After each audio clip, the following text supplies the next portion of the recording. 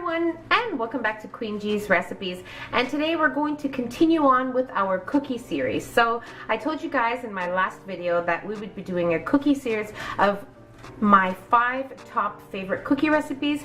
So this next one is very simple, but it's one of my favorites because I love red velvet. I mean, I think most people like red velvet anything, but I wanted to share it with you because it's so simple, and that's what makes it so wonderful and easy to make anytime you need them. So what we have here is 1 package of red velvet cake mix. Now, if you can't find the cake mix, you can find the cupcake mix. It's the same thing. You can use either or. I also have 2 whole eggs, 2/3 cups of vegetable oil, and what we have here is 1 package of white chocolate chips. So the package I'm using is 226 grams. So I think most white chocolate chip packages are around the same weight. So you're looking at about 1 1/4 to 1 1/2 cups of white chocolate chips. And that's pretty much it. Make sure you have your oven preheated to 350 degrees Fahrenheit. And you will need some baking sheets, some cookie baking sheets, either sprayed with some nonstick spray or with some parchment paper, which is usually what I like to use. I think it's simple and easy cleanup, but you use what you have and what you prefer. So let's go on to the next step. Okay, so now it's as simple as that. 4 ingredients, easy to just mix together. Now we will just add in our eggs, and we'll add in our vegetable oil and give that a mix.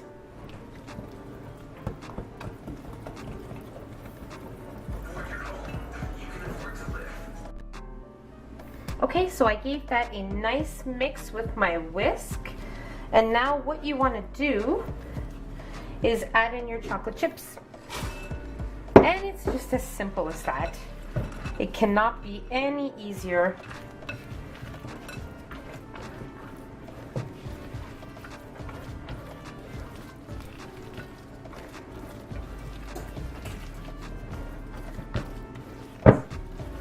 Now, if you find that your cookie dough is a little soft, what you can do, which it shouldn't be, but if it does come out a little bit soft, you can put it in your fridge for about half an hour to an hour.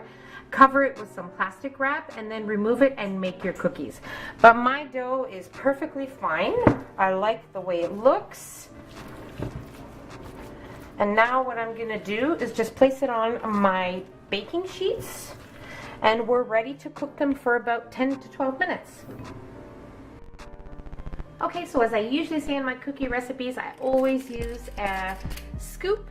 So we're going to be using an ice cream scoop. And again, as small or as big as you want to make them, that is your choice. I usually like to make them a nice generous size. Okay. And guys, that's just about it. I mean, so easy. You can have this done in a matter of like half an hour. You can have some nice fresh cookies ready to serve or to eat. So I'm gonna place these into my preheated oven for about 10 to 12 minutes, and then I'll let you know what they look like once they're done. Alright, so my cookies were in the oven for exactly 12 minutes, and I removed them. They are perfect just as I like it. You can see they're a little bit darker around the edges, which is the way it should be when they are fully baked. Now, if you like yours a little bit crunchy, you can leave it in a little bit longer, but if you like them chewy and soft like I do, 12 minutes is the perfect timing. So now I'm going to continue on baking the rest of my cookies, and I'll let you know how many they made and what they look like. Now, just one quick tip. Before placing your cookies onto a cooling rack, just make sure you allow them to sit on your baking sheet for about 5 minutes before removing them, or they'll break on you, they'll crumble, and you don't want that. So allow them to cool 5 minutes and then put them onto your cooling rack.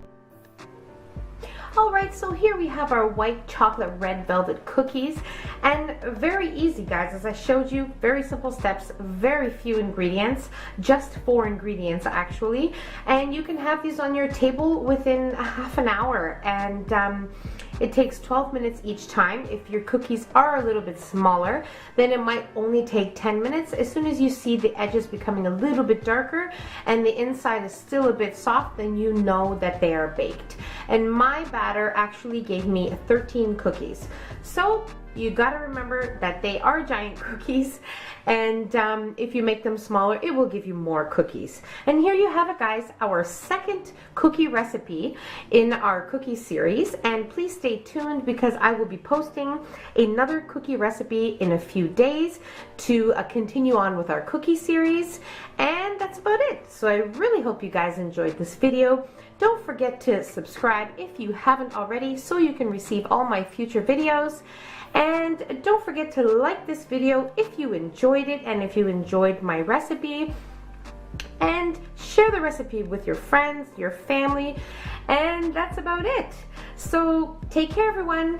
See you in my next video. Stay tuned for my next cookie recipe. Bye, everyone.